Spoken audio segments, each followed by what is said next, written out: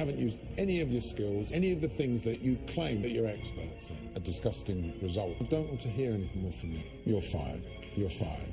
You're fired.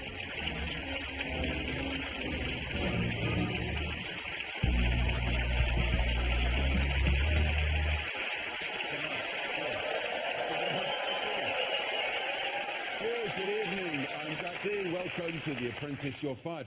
Tonight's task was all about dictionaries. No, statues. Behind you is the house of Dr. Samuel Johnson, where the most famous dictionary in the English language was written, and it's commemorated by this statue. Sitting on top is Dr. Johnson's beloved cat, Hodge. Oh, yeah, that's it. Dictionaries for cats. Is it? No, wait. People will stop at nothing to pamper their pets. And the pet market is worth a massive £4.6 billion per year. Now, I want you to get a piece of that action, so I'm sending you to the London Pet Show. Oh, yeah, that all makes perfect sense. And Lord Sugar let us in on one of his secrets of business success. Bottom line, yeah, you got no money, sod off. Well, you don't actually say sod off to them, but in your mind you do. Yeah, tried that with my kids, it didn't work. Joining me to discuss tonight's task are three top pedigree guests: entrepreneur and inventor of award-winning pet products, Natalie Ellis; comedian, writer and self-confessed cat lady, Susan Kalman; and remember, you don't actually say sod off, you just think it. It's Ramesh Ranganathan. Welcome to You're Fired.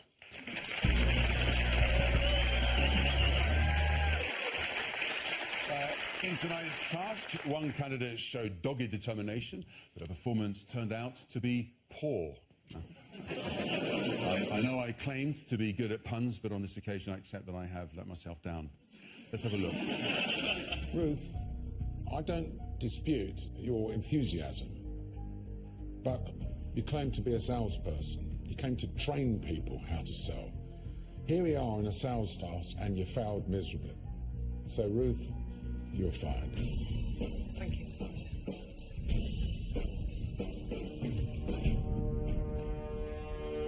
Ladies and gentlemen, please welcome Ruth Whiteley.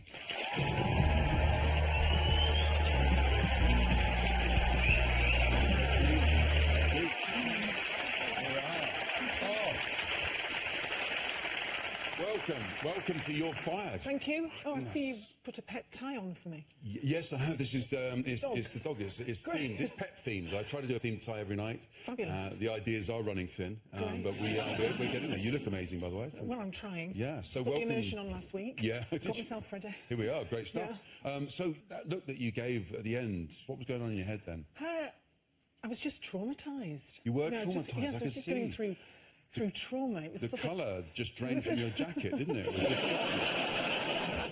I wanted to say, I think you got it wrong, but who am I to say that to Lord Sugar? So I just thought, say nothing, leave with some dignity, and give them a hug, and get yourself home. Well, get yourself here. Yeah, and here you are. So it's great to have you. Yeah. Because usually it's a combination of things that leads to a candidate being told to pack their bags and go. Yes. But for you, really, it all boiled down to the S word, didn't it? Let's have a look at this. See what went wrong.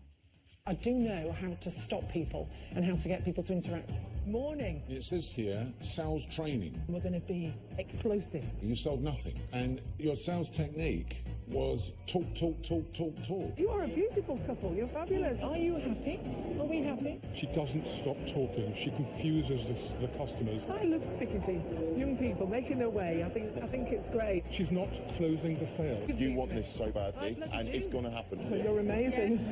How have you got out of the house today? You've got to get rid of the people who can't pay. What do you want to say to them? Please, can you just go away? Yeah. I've probably had the most frustrating day in the whole of my sales career. You claimed to be a salesperson. It said to me that you couldn't sell a bone to Battersea Dogs Home. Strong words, isn't it? You know what? It happens a lot, though, on The Apprentice, that a candidate goes out on a task which is you would have thought would have showcased their particular talent, which in your case was selling. Did you put undue pressure on yourself, do you think? Well, at lunchtime, I was nearly having a nervous breakdown. Yeah. Because you'd not sold anything. Because I hadn't sold anything, right. And I went into the toilet to talk to myself, which is the best office in the world. And I stood there in front of the mirror and turned the taps on and said, you are a superstar. You can make this happen.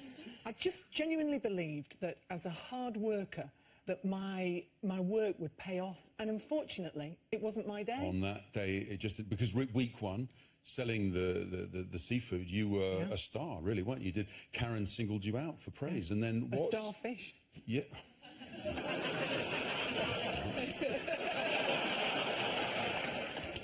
Don't put it away, there's more.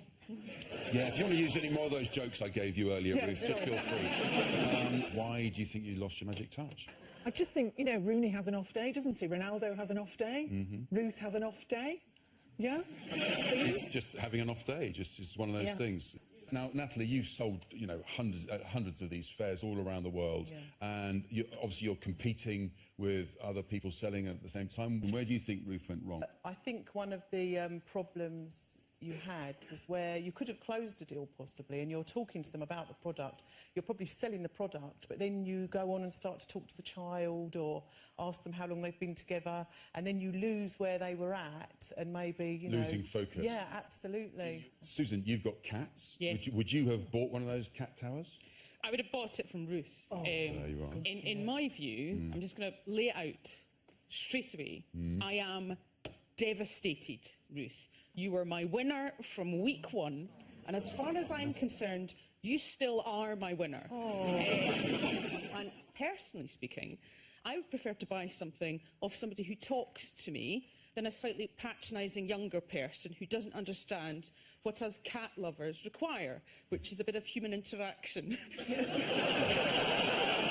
think you are brilliant, and you should have won. You should have won, as far as I'm concerned. Okay, well, you sit on the fence, that's fine. Yes. Well, going back to your cat, Yes. you said you would have bought a cat tower for your cat. Absolutely. What's the most you've ever spent on your cats in terms of presents? Birthday presents and Christmas presents. What? You do that? Are you joking? No. How do you know they're not Hindu?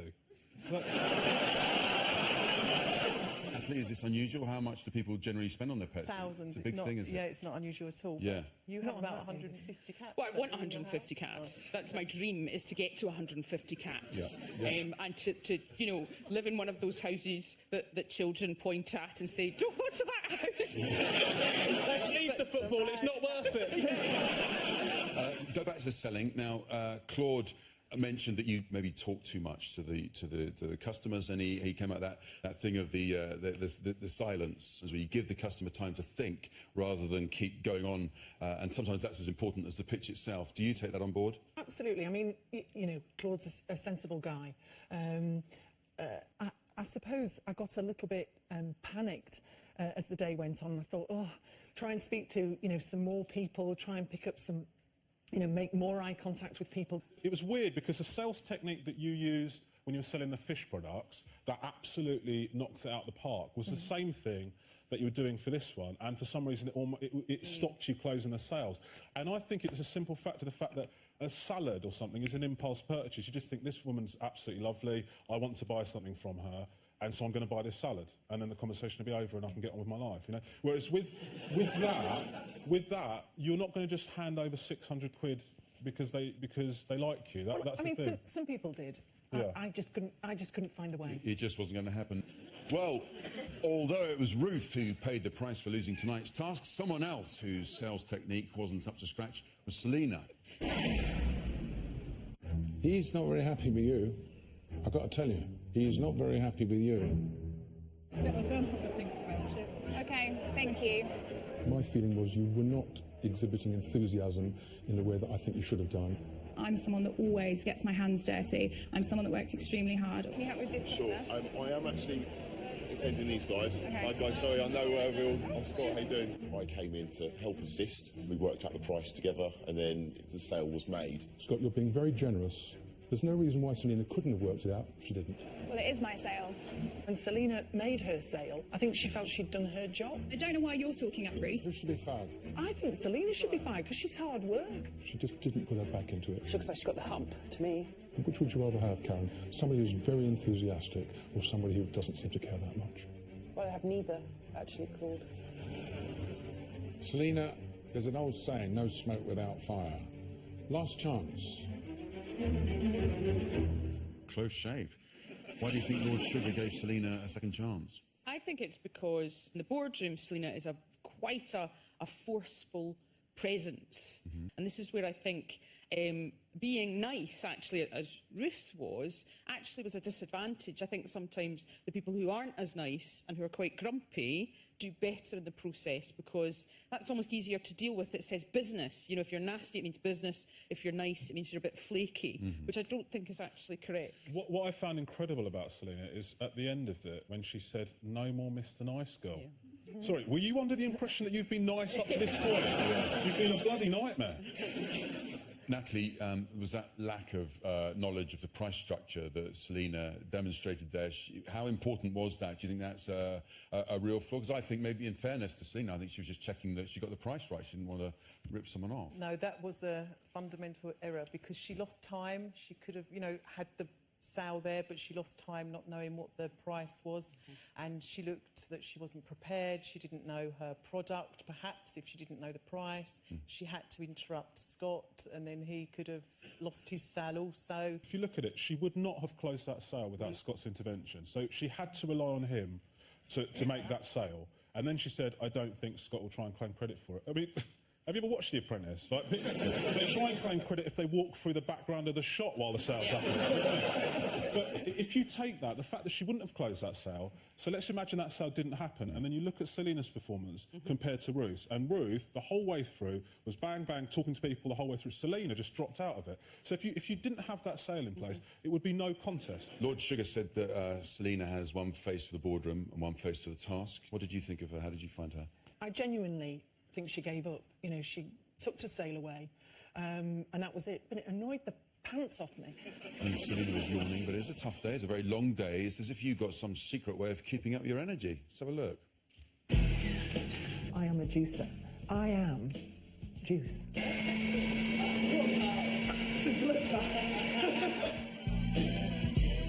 It is juice, juice, juice after juice. Sometimes I go to bed and I just hear that juicer running in my head. You'd have a full fridge of food, you know, like 20 packets of berries and 9 carrots and everything, and the next day she'd be like making a juice and she'd be like 9 packets of berries, 4 bananas, 5 carrots, oh, here's a baby, I'll put that in too, and you're just like, you can't blend all this. Juice is me, I'm juice. I can't live without it. It's a long life, health and happiness. I'll let you know when I get there. So, tell us about the juicing. Tell us a good recipe for a juicer. Well, if you want to feel very energised, yes. You could go for some celery, cucumber, carrot, some spinach. Make sure you wash it; it gets a bit crunchy. Okay. Beetroot, lemon, and then quite a big. Just stop you here 1 second, because Susan's from Scotland, and I feel we've lost you. These are all vegetables, Susan. It's a type of fresh food that grows in the ground and on plants and so on. Oh, he's mean, isn't he? He's mean, but he's keen. One person who was supportive of you was... Yeah. One person who was very supportive of you was Scott in the boardroom, wasn't it? Too right. He was. Well, he knew. He's a salesperson. I'm a salesperson. He knew how badly I wanted. And he knew your potential, didn't he? Although he seemed a popular project manager, Scott came under some flack from Lord Sugar for not being decisive enough. Really? Who? Scott? I want to get your guys' input first. 2 products for me could be the poop bags and the T-shirts. I was thinking exactly the same thing. We're sure we don't want to go with the balloons. We're sure. I mean, the thing is with the balloons, I think we could probably sell a lot of them and also get quite a bit of buzz around them. So far, Scott has been a totally non-committal project manager, dancing around any decisions that have to be made, hoping, perhaps, that his teammates will make the decision for him. It's a call that we're all going to have to kind of make. I'll tell you what, should we turn it up and just got balloons and heat mats? And heat mats as well. Yeah. To be fair, the heat mats were, I don't know, I'm tied up between the two. The heat mats as well. They cater for small animals, but also cats. Should we just go for the balloons and heat mats? I reckon we should. As well. Yeah. Yeah? I definitely think the heat pads and the balloons is probably the best products for us. So, that's sorted. Natalie, how important is it in business to be able to make quick decisions, be decisive? Yeah, really important. You have to be able to just think on your feet. You need to be able to just go with what you feel. He's a very nice guy that has poor people management skills, I think, because, for example, he was trying to make everyone feel like their opinions were being heard when he was deciding which product to create. But actually what he did end up doing was making a real mess of it. If he'd have listened to what they've said and gone, right, I've heard everything you've got to say, these are the ones I'm going for, that's the decision made, then everyone would have felt like they've still got their opinions across, but there'd be no confusion or any resentment going into it. I just think it's those little things that he did that were a little bit silly. But isn't it so often the case in The Apprentice where a project manager does make these big decisions, is very, very straightforward about it, and they get punished because everyone says, well, they didn't listen to us, he didn't listen to us, she didn't listen to us. But isn't it better to go down in a blaze of glory? I think it's better to just say, we're doing the poop bags and the guinea pig T-shirts, and I'm going to hear no more about it, and then just believe in what it is. And I actually think that in the boardroom that comes across slightly better. I think Scott is on the verge of not looking, he's a nice guy, but actually being quite a weak team player. OK. Well, taking an uncharacteristically straightforward approach to the matter in hand this week was Brett. Natalie, you've got distributors for your products all over the world. Would you have entrusted your product to someone like Brett? No. I don't expect them to be as passionate as I am about my products. No. Because it's my product, but you do want to see a level of passion and commitment. I felt a little bit sorry for him because the reason he was cutting straight to the chase because he'd been told to. You know, he was so waffly before. He'd been given the specific instruction to get straight down to business, and that's what he did. The other thing that he does, because he was in the arena showing things off, and he was holding up this. This is a toy for your cats.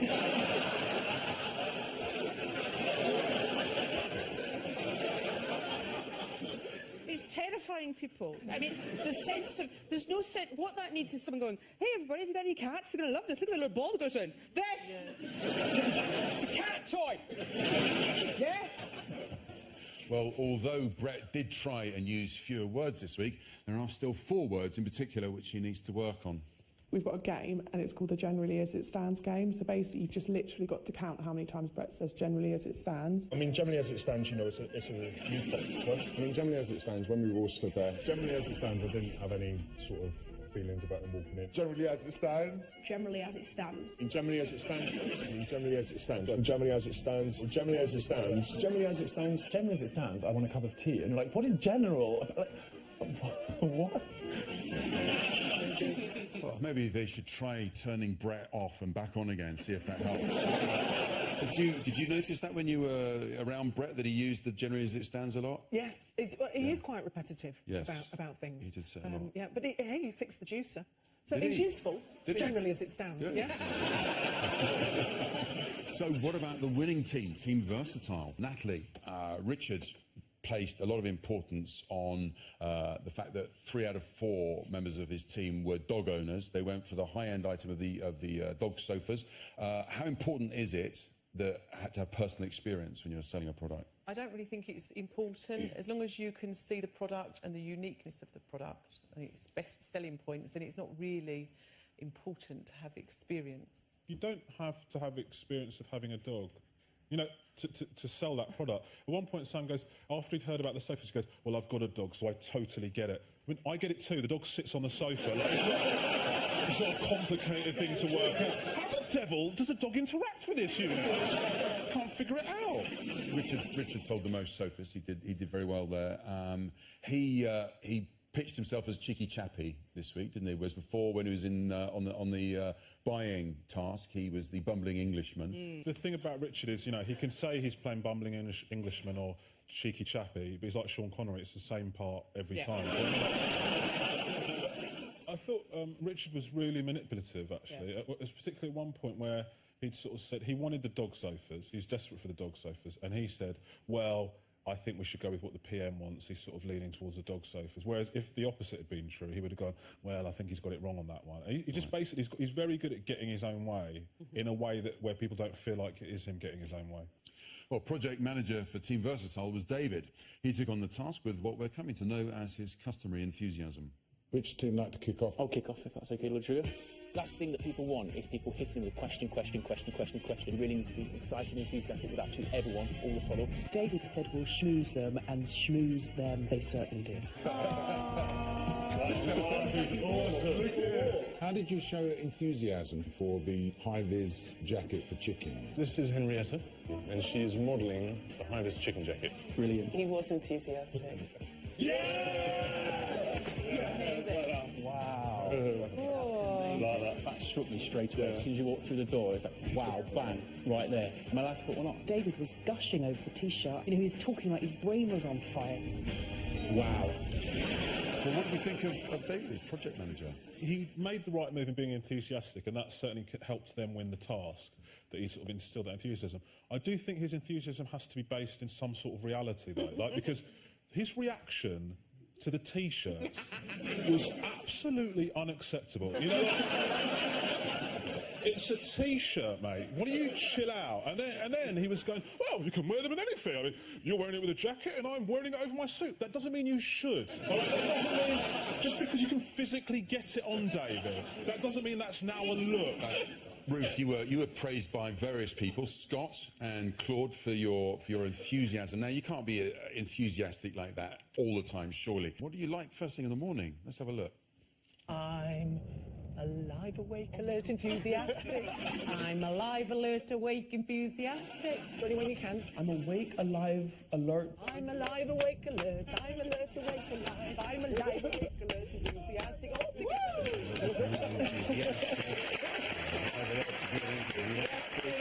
I'm alive, alert, awake. I'm awake, alert, alive. I'm alive, alert, awake, enthusiastic. Woo!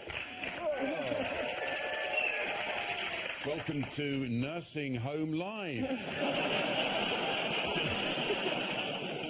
Now, this is all very well, but one burning question about this week's task remains unanswered. Just what is the purpose of a high-vis chicken jacket? And to answer that question, I'm delighted to welcome James Tuthill. Well, welcome to Your Fired. Very nice to have you on the show. Who is your model friend? Well, this is Henrietta. She was there at the actual product demonstration. She was the one who shat on the desk. That's right. So talk us through the high-vis jacket. What are they for, and what do they do? What are they? Well, primarily it's to keep the chickens warm. There's a lot more people keeping chickens now, especially in towns, and this is in case they get on the road. Yeah, exactly that. In fact, our chickens at home would go around and hop into the neighbour's garden, and they'd have a whole group of them going around town, literally going around and... Well, you mean a hen party? Well, thank you very much, James and Henrietta. So, Ruth, sadly, Lord Sugar isn't going to be investing in your business idea, but he has got some advice for you for the future. Ruth was a very bubbly character, a little more mature than the normal candidates that we have, but I was interested in that in respect that she may have a wealth of experience already. She is a very genuine person, but she will spend a lot of time talking to somebody where, in fact, there is no end result. Ruth is a hard worker, and she wants to be a team player, and she threw herself into things which she took herself out of her comfort zone from time to time, and I think that's very, very commendable. And she should continue doing that in whatever business career that she decides to pursue. Well, isn't that nice? Lots of positive stuff there for you to take away, good comments. And what are your plans at the moment? What are you doing now? Well, I've got my sales training company, two sides to it, telephone sales training and face-to-face sales training. And I also have a beauty and wellness and nutrition company. So I'm continuing with that, just expanding. Will you be taking on board any of Lord Sugar's advice? Absolutely. I can't thank him enough. Well, it's time to find out whether we agree that Ruth was the right person to be fired tonight. Natalie, do you think Lord Sugar was right to fire Ruth at this point? On the basis of your sales, then, yeah, I think fired. Susan, I hardly need ask, but what are your thoughts? It's the biggest mistake Lord Sugar has ever made in his life. I hope at some point in the future I meet him and he can tell me to my face why he fired the best candidate the Apprentice has ever seen.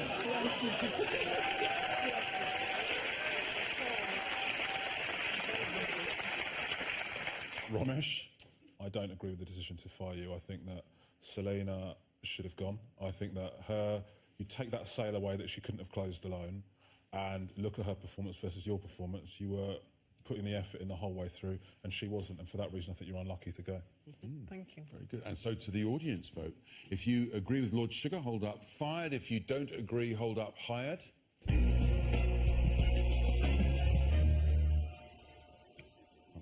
I think this is a hired from the audience as well. This is a hired from the audience as well. Congratulations. Thank you. Well done. Ruth, we're sorry to see you leaving The Apprentice. You've been a great candidate and a wonderful guest on this show. As you know, no one leaves You're Fired empty-handed, so I've had a thought what we could get you. And I decided because of your busy mornings and your juicing, we thought that would help you get up in the morning and get going with your favourite lyrics on it. I'm alive, awake, alert, enthusiastic. Yes, if I was in any doubt, this will remind me. Good stuff. Well, Thank look, you know, Ruth, you've given us some great moments. Here are your highlights. Ruth, great person, but will always be to me the human kebab. Oh my gosh, this is like the best, boom, the worst, the most pressured. Oh, yeah, sorry, you're filming. We're filming. The most insane business experience I've ever had. Ooh. Bang.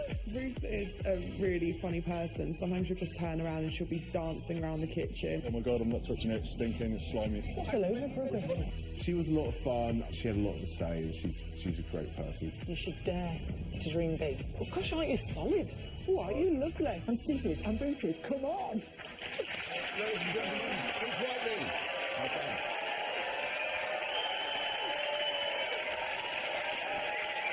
And that's all for tonight. Thank you to Natalie, Susan and, of course, Romesh. And so it's on to task number 5 for our candidates. I want you to create a children's book for 3 to 5-year-olds. I'm not going to say I have the best vocabulary or the best English skills. I think language and communication is key to existence. Achoo! Busy got lost after being tossed.